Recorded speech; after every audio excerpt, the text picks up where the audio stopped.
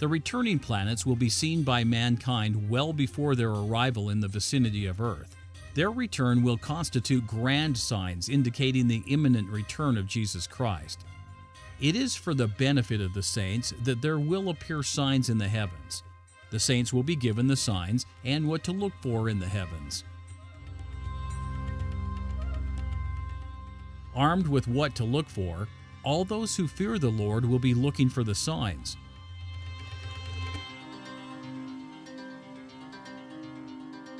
Among the signs in the heaven will be one grand sign, the sign of the Son of Man.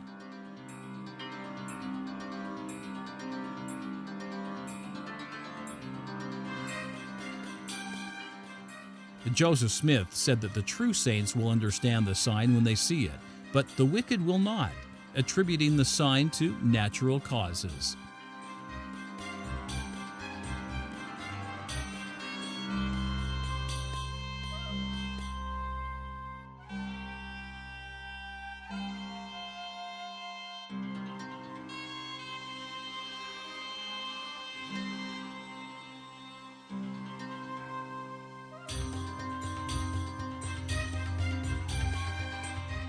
The inhabitants of Earth will interpret the sign as a planetary comet approaching Earth.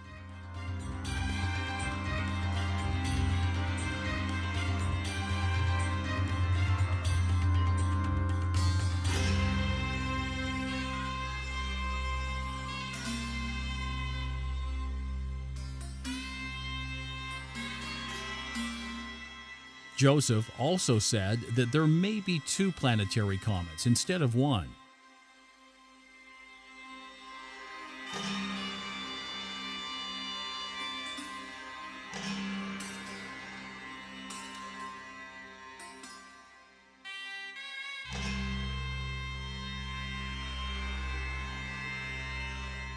Modern science says it is impossible for a planet to be a comet. Comets are small ice balls from beyond the planets of the solar system. It was only in the mid-20th century that a scientific consensus emerged on the nature of comets. In 1950, astronomer Fred Whipple proposed a model that came to be known as the dirty snowball hypothesis.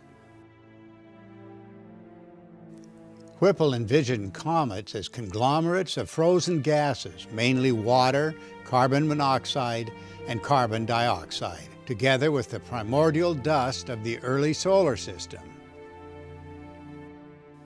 But a dilemma had to be solved. Comets lose considerable material at each pass around the Sun. This means that the comets we see cannot have been around all that long. So the Dutch astronomer Jan Oort envisioned a vast horde of icy objects circling the Sun about 1,000 times more distant than remote Pluto. He imagined that after billions of years, one of these dirty snowballs could be deflected from the icy cloud by a passing star. It might then fall into the inner solar system to produce an active comet.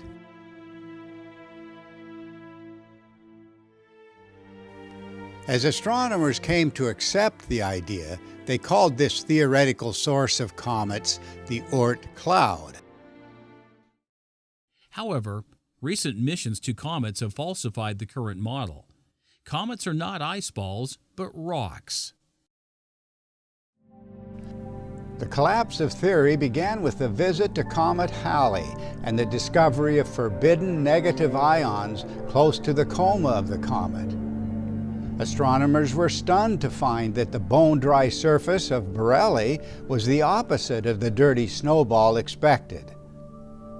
Then the foundations of the Oort cloud theory were overthrown by a series of discoveries, beginning with the recovery of comet dust from Wild 2.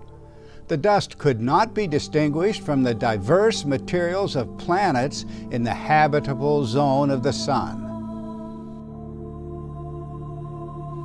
In 2005, we fired a projectile into the nucleus of comet Tempel 1. The outcome of that comet visit contradicted every theorist's expectations while confirming the explicit predictions of the electric comet model.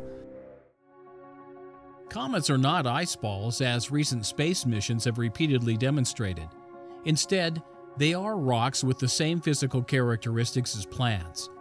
Cometary rocks, along with asteroids and meteorites, were formed at the same time during past planetary upheaval. In the electrical interpretation, not just comets, but asteroids and meteors as well were born in planetary upheaval, as electric arcs blasted material from the surfaces of planets and moons. Rocks in space become comets, differentiating themselves from the asteroids and meteorites when they approach the Sun, where the electrical charge imbalance between the two bodies causes the rocks to discharge, forming a coma and tail. Here, an arriving comet moves on an elliptical path through the Sun's electric field, an exceedingly weak field, but immensely powerful across the great distances of interplanetary space. As the comet draws closer to the Sun, the charge imbalance triggers electric discharge, creating a coma and long cometary tail. In theory, planets are no different, except in size. An imbalance between the Sun's charge and a planet's, if sufficient, will cause the planet to discharge, forming a cometary coma and tail. And we know that this is possible, since in the earlier history of the solar system, one of the planets was a comet. The Greeks and Romans shared the tradition of an archetypal comet of extraordinary beauty, radiating its hair in all directions. This was the Roman portrait of that comet, a symbol of celestial power and glory. Its name was the Star of Venus. So we're not just dealing here with princesses and angry goddesses and serpent dragons that turn out to be the doomsday comet. We are confronting the mythical parent of comets, a comet inspiring both veneration and dread, a comet that turns out to be a planet, Venus. Venus still has a comet-like tail. It is called a magnetosphere. So Venus is just this big rock with this atmosphere and the ionosphere sitting in space, and the supersonic solar wind with the interplanetary magnetic field whacks into Venus, and it can't penetrate through the ionosphere. So the interplanetary field lines just sort of pile up ahead of Venus, like cars on a freeway. The solar wind whacking into it essentially sort of strips off the atmosphere, and it literally forms this long tail, like a comet, but stretching out into space. In fact, all planets have a magnetosphere with comet-like tails.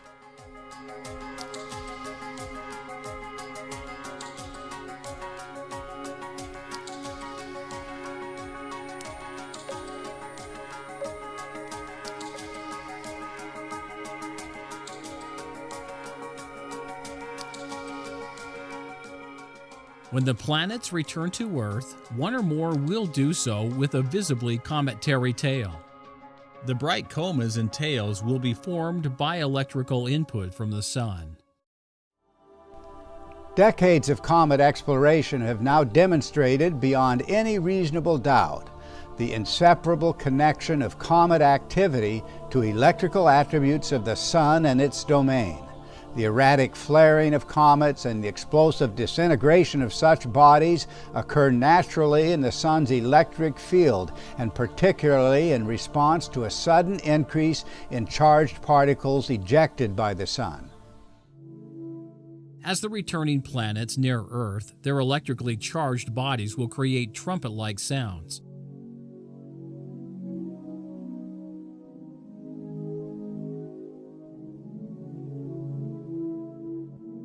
Velikovsky noted that electrically charged bodies can produce trumpet sounds depending upon the distance from each other.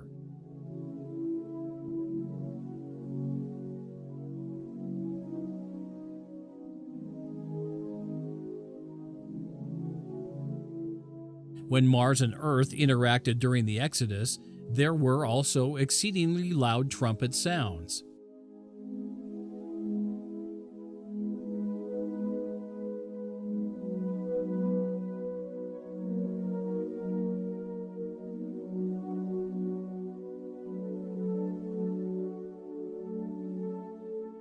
When Venus and Mars reach the near vicinity of Earth at the apocalypse, their interactions will cause the Earth to reel to and fro as a drunken man.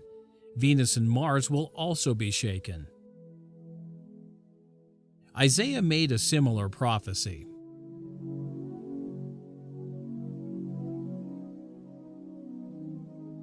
Reel, in the original Hebrew, means to quiver, wave, waver, tremble, or totter. The short definition is wander. Earth moved in an unsteady way like a drunken man and wandered from its regular orbit. Isaiah also added that Earth will be moved like a cottage. This does not make much sense to a modern reader. The original Hebrew helps to make sense of Isaiah's statement. The Hebrew translated as removed means to mourn, but can also mean to move to and fro, wander, and flutter. The Hebrew, translated as cottage, more accurately refers to a shack or hut. The idea is that the structure, whether cottage or hut, is an unstable structure. Isaiah is comparing the Earth's movement to an unstable hut or shack which totters or flutters, presumably in response to wind. The English Revised Version of the verse gives a more understandable translation. When Earth reels to and fro like a drunken man, it will not be the first time it has done so. Plato, in his dialogue, Timaeus, describes how the terrestrial globe once engaged in all 6 possible motions at the same time.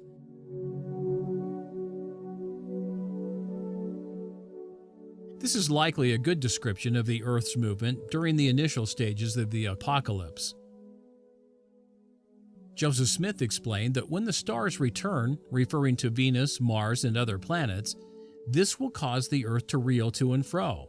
There will be no actual contact between the planets, but the rolling action of the planets as they take their former positions along the axis mundi will cause the erratic motions of the Earth.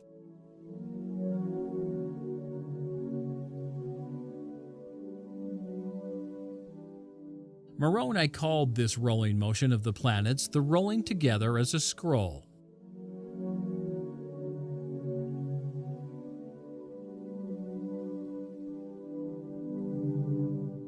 Earth will not be the only planet affected by the encounter. Mars and Venus will tremble and shake. Peter described the event. Peter's use of the plural heavens refers to the powers of heaven, the planets. Matthew makes this clarification.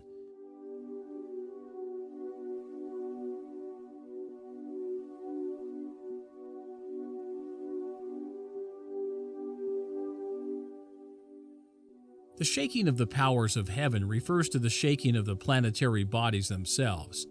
Their trembling will cause planet-wide earthquakes. Like the Earth, they will suffer tremendous tremors in diverse places. They will also reel to and fro along with their rolling motions described by Joseph Smith.